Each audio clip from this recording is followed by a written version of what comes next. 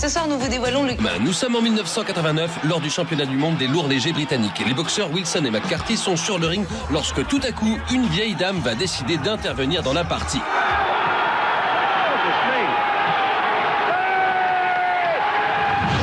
Cette dame qui frappe à coups de talon aiguille sur le crâne du boxeur McCarthy n'est autre que Madame Wilson, la mère du boxeur adverse qui s'est incrustée sur le ring afin de défendre son fiston.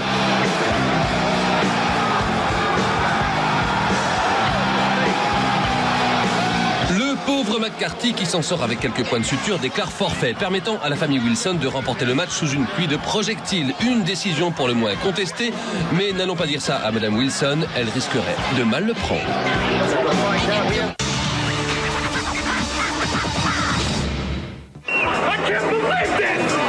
Au début des années 80, le tennis mondial est dominé par un homme au caractère bien trempé, John McEnroe. Le joueur américain est une véritable légende grâce à son palmarès, mais surtout pour ses nombreux coups de sang sur les cours. Pour preuve, cette demi-finale du tournoi de Stockholm en 84. John McEnroe ne va pas supporter qu'un arbitre annonce faute sur l'une de ses balles.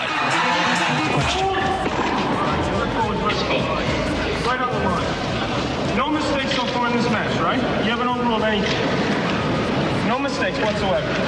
Answer my question! The question, jerk! Code violation, verbal abuse. Pour son comportement, John McEnroe reçoit un avertissement qui va le mettre hors de lui au moment de regagner sa chaise.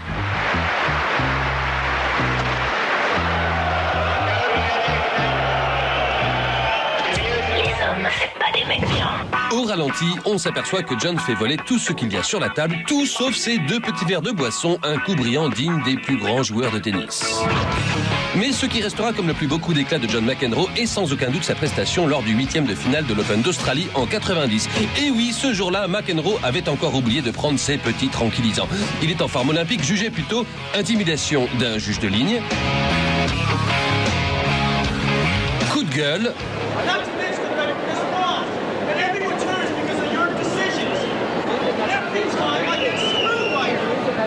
tout y passe, même sa pauvre raquette.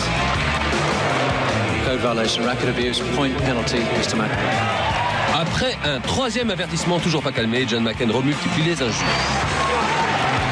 L'arbitre n'a alors pas d'autre choix que de disqualifier l'Américain du tournoi. Code violation, verbal abuse, default, Mr. McEnroe. Game set match point false. C'est la première fois que le joueur est disqualifié d'un tournoi du Grand Chelem. Abasourdi, McEnroe finit par quitter le court rapidement et surtout sans piper mot.